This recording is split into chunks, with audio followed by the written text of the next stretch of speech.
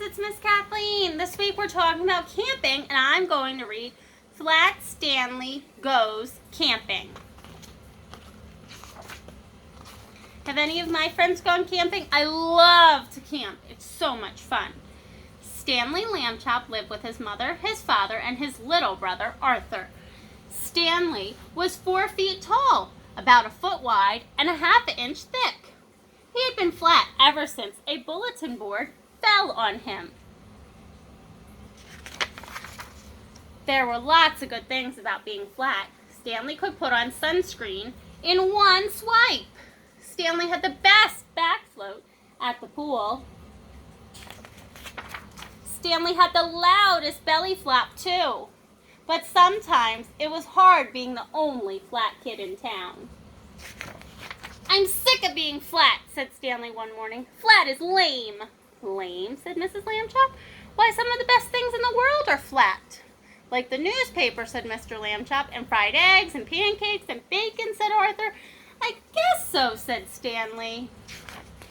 After breakfast, Mr. Lambchop started loading up the car with tents and sleeping bags.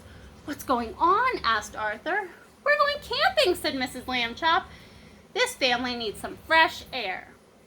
"All right," yelled Arthur. Stanley barely smiled.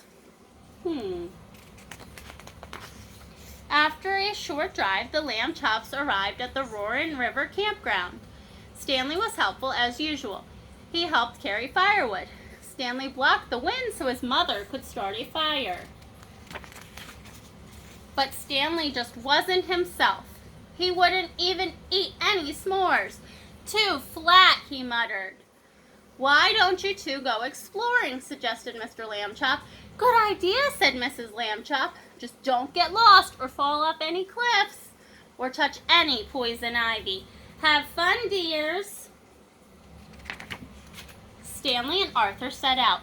"Hey, animal tracks," said Arthur. "Let's follow them." The boys followed the tracks along the river, through some trees, and up a steep hill with a cliff on one side. "The tracks end here," said Arthur. He peered over the cliff.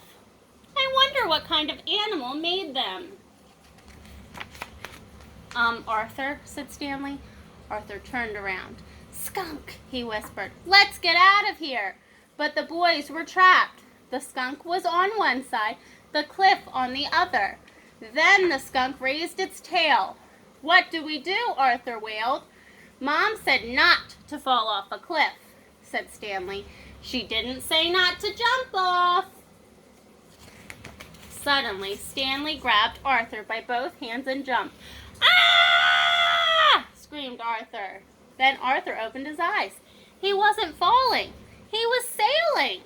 Above him, Stanley's body made the perfect parachute. The boys landed with a gentle plop. "That was awesome," said Arthur. "Thanks," said Stanley. "Now where are we?" Arthur and Stanley looked around. All they saw were trees. "We're lost," said Arthur, "and it's getting dark." Then Stanley spotted something. "There's the river," he said. "Our campground is on the river."